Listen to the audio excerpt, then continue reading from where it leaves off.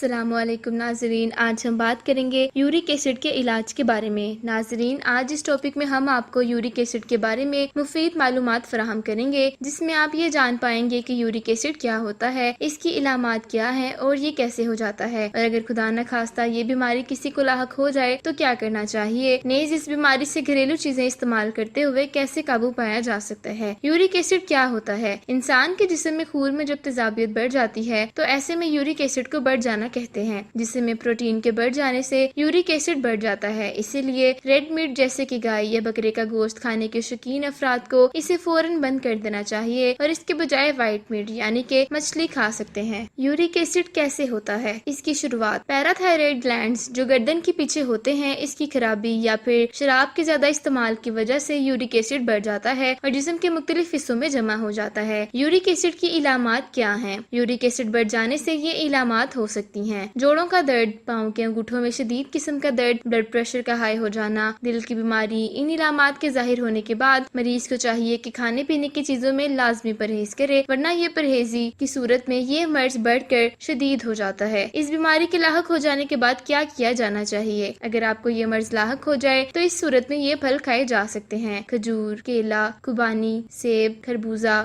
گرما، آلو بخارا۔ کھانے کی دوسری چیزوں میں یہ کھایا جا سکتا ہے: چاول، چقندر سرخ، زیتون، مکئی، بادام، گاجر۔ اس کے علاوہ سبز چائے بھی پی جا سکتی ہے۔ اس کے علاوہ ان چیزوں کو کم مقدار میں استعمال کر سکتے ہیں: دالیں، دمبے کا گوشت، مٹر، خشخاش، چکن اور لوبیا۔ مزید یہ کہ نیچے دی گئی چیزیں بالکل نہیں کھانی چاہیے کیونکہ ان کے کھانے سے مرض بڑھ کر شدت اختیار کر سکتا ہے: کلیجی، خمیر، سمندر کی چھوٹی مچھلی، گائے کا گوشت، پائے اور کولڈ ڈرنک۔ یورک ایسڈ کے بڑھ جانے سے جوڑوں میں زیادہ درد ہو جاتا ہے، مثلاً ہاتھوں کی انگلیوں کے جوڑوں میں درد، پاؤں کی انگلیوں کے جوڑوں میں درد، گھٹنوں میں درد، کولوں کی ہڈیوں میں درد، ریڑھ کی ہڈی وغیرہ میں درد۔ شراب یا شراب سے بنی ہوئی چیزوں کے استعمال سے ضرور بچیں۔ ان ساری باتوں پہ عمل کر کے آپ یورک ایسڈ کے لیول کو بڑھنے سے بچا سکتے ہیں۔ تو ناظرین، یہ تھا ہمارا آج کا ٹاپک اور میں امید کرتی ہوں کہ آپ کو آج کی ویڈیو ضرور اچھی لگی ہوگی۔ تو اگر آپ کو آج کی ویڈیو اچھی لگی تو اسے اپنے دوستوں کے ساتھ ضرور شیئر کریں۔ شکریہ۔